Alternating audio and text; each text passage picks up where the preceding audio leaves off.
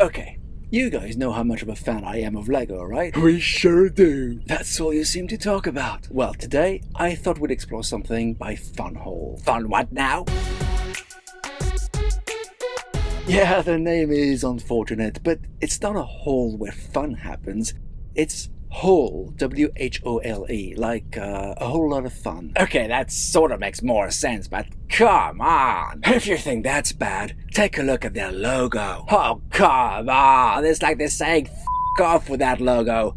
And the O doesn't dissuade me from thinking the hole in FunWhole is a hole. Know what I mean? Well, let's not judge a book by its cover, and let's put the questionable company name and logo aside, shall we? Fine. So, what's FunWhole about? Put simply, it's a Lego competitor. Well, that's not going to go down well. I hear that not only is the quality questionable for those companies' products, but they're also blatant rip-offs either of existing Lego designs or of ideas from the fan community. We'll look at the former through this review, but as for the latter, FunWhole creates their own designs. No rip-offs of anyone, be it corporate or personal, which is what drew me to them in the first place. So what are you looking at today? I am cautiously dipping my tentacles here and opted to buy the cheapest set in their city line, the newsstand.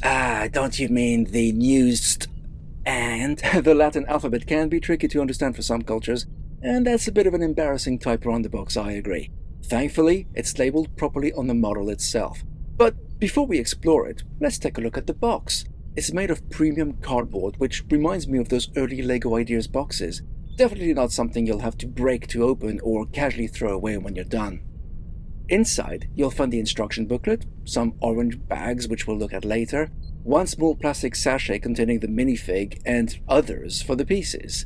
Now, about that minifig, unlike Lego, you pretty much have to assemble it yourself, legs, arms, and all. I'm not a fan of that. It's as traumatic as changing the arms of a Lego minifig, if you ask me. Or it could make you comfortable with such drastic customization possibilities. It's all a matter of perspective. It's pretty fiddly, mine, with connections that are much smaller than Lego minifig ones. We even broke one of the arms during assembly because we put it on the wrong way. It's true, and thankfully an extra pair of arms and a few more hands were provided. Let's hope the rest of the build won't be as fiddly. Once built, you'll quickly notice it bears no resemblance to a traditional Lego minifig. Certainly looked like he's let himself go. You know, I kinda like this little guy. For patent and trademark reasons, other companies can't exactly replicate the Lego minifig. Without blood-sucking parasite breathing down their necks. Exactly, and while some companies try to get close to the OG fig... Oh, you mean like Lumibricks? Their version of the minifig gives me the creeps. It's the stuff of nightmares. I know what you mean. Whereas here, we have a unique, quirky, I'd say cartoonish figure, which sets FunWhole apart from the competition. In a nice and friendly way.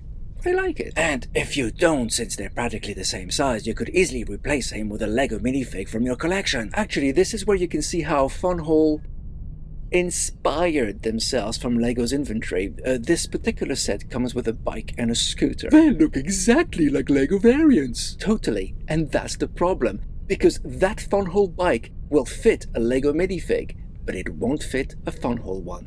Whoops! Whoops indeed. Not as whoops as the company name. What? Again? Come on, don't tell me they didn't know what they were doing when they named themselves that. Okay then, let's move on and check the build itself. You'll find this is a nice little set, offering a detailed newsstand, very reminiscent to the kiosks you'd find in Paris. Reminiscent? It's got the same color, the same roof and ornaments. I'd say it's a pretty good copy. Bet it would look great next to the Parisian restaurant. And it's not just a static display piece. There are some interactive parts, like being able to extend or retract the awning, or switch what's on display in the circular advert section. And on top of that, as befits a newsstand, there's a myriad of newspapers and magazines all around. Building-wise, it mostly felt like assembling a Lego set. Mostly. There are some parts that were harder to connect, but I'd say 95% of the time, it just felt like building Lego.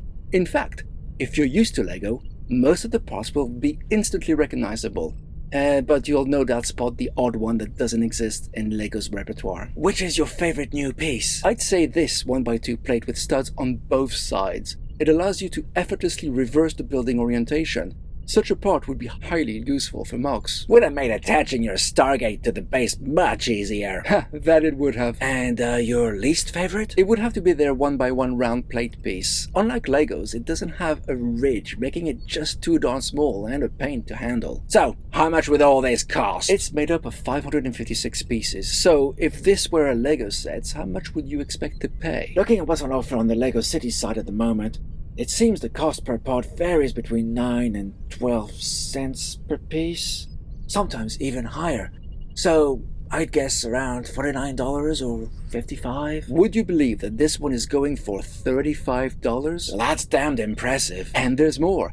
Usually for most themes, specialized parts aren't printed but have to have stickers applied to them. That's because it costs more to print dedicated parts and store them. Well, bearing in mind this set's price of $35, you may be surprised to learn that every single part that represents magazines, signs, and whatnot has been printed to a high quality, not a sticker in sight. Wow, there's like 20 of them! Puts Lego's only the best is good enough motto to shame. That makes the $35 price tag even more enticing. And yet, there's more.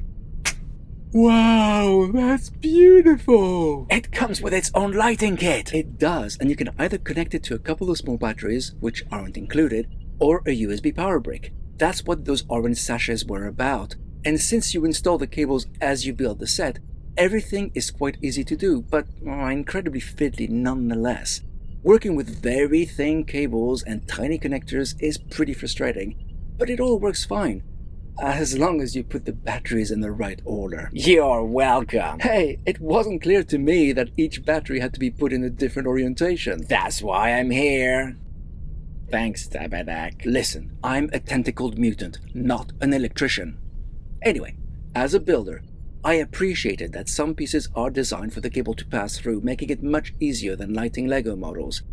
There is, however, an issue. The rear isn't that sightly due to all the cables. Some attempt at concealing that was made with that plant, but it could have benefited from more.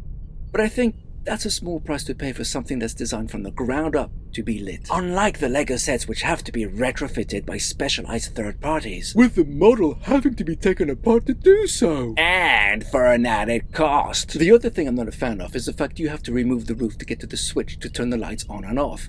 I mean, it's good the battery pack is concealed and all, but I would have liked the switch to be more easily accessible.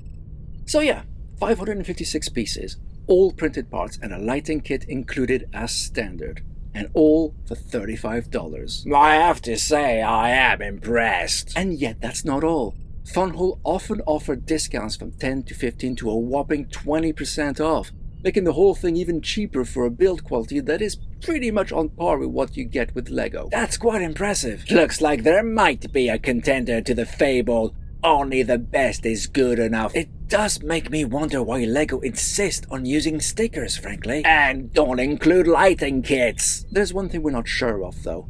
How will this model last long term? Sure, it looks great now, is filled with prints, has lights, and is affordable, but will the colors fade? Will the bricks crack over time? Will the electronics last for years? Right now, we just don't know. Hey guys, look! I've got a FunWhole. No, Gigi, that's... you can't say it like that.